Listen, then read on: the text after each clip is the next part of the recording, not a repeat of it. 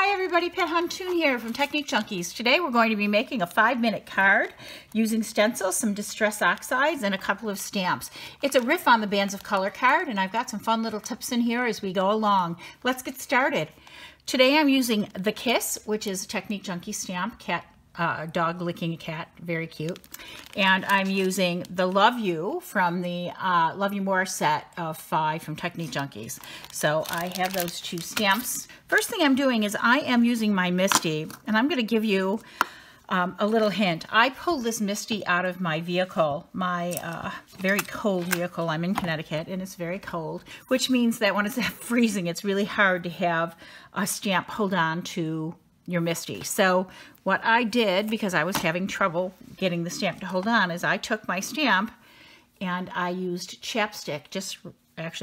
I used cherry chapstick because I like the way it smells. And I put it on the back of the stamp. And what that does is it refreshes the stamp enough so that it clings again to your Misty or whatever stamp positioner you're using. Now, I positioned the cat and dog in my Misty, and I am going to be just inking this with StazOn ink. I'm using StazOn because it was what I had on my surface, but you want to use any permanent ink.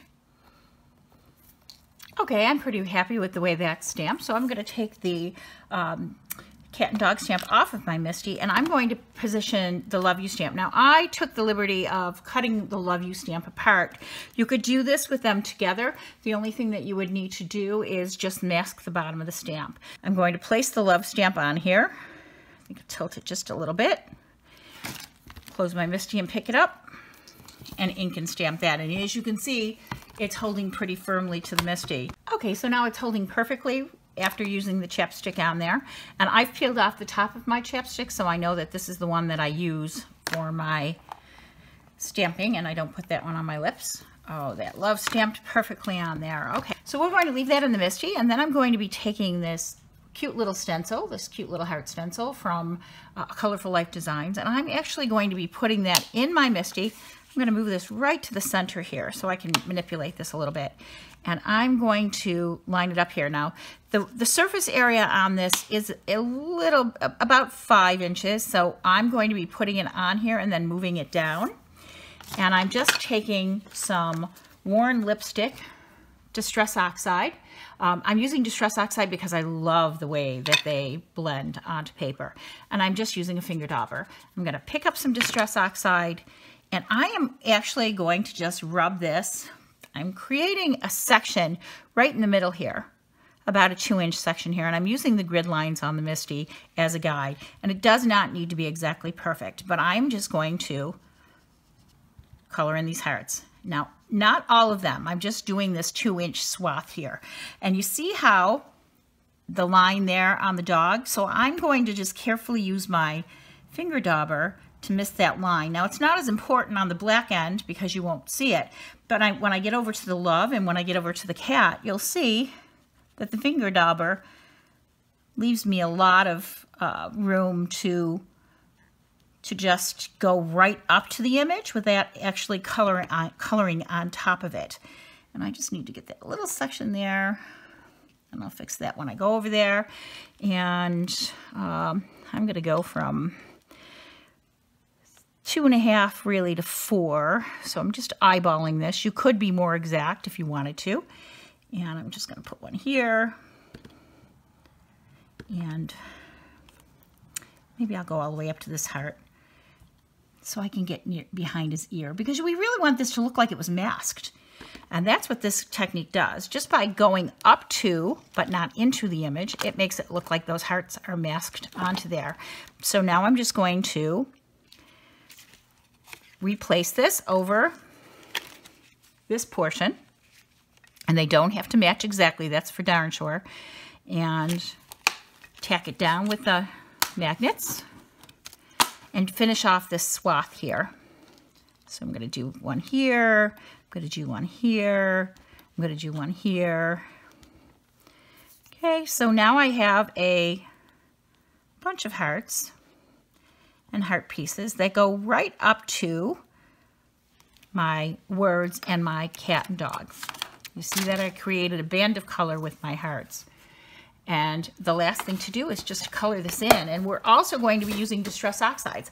So I'm going to be using a combination of my finger daubers and a couple of paintbrushes, believe it or not, because paintbrushes I can pick up just a little bit of color and I can color it in. So I'm going to be using walnut stain and fossilized amber on the cat. So I'm just going to use the paintbrush and just kind of color its stripes. I'm just adding it selectively. I'm not trying to really super color this. Just color it really gently on there. It picks up, it moves really easily. Put some under his jaw. Get some around his edges at the top. And if you want to add more definition, just go along the edges of the cat. You can see where it almost looks like I masked that. And stenciled amber on the rest of the cat. So just a little bit here and there. I don't really want to color him all the way. I want to leave some white space in there. So basically what I'm doing is just going above where I put the walnut stain.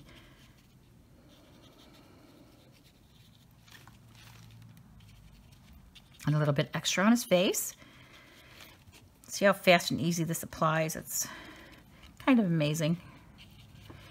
And then I'm going to be doing iced spruce. Yes, I know this is a green, but when it's put on on a card like this, it almost appears gray.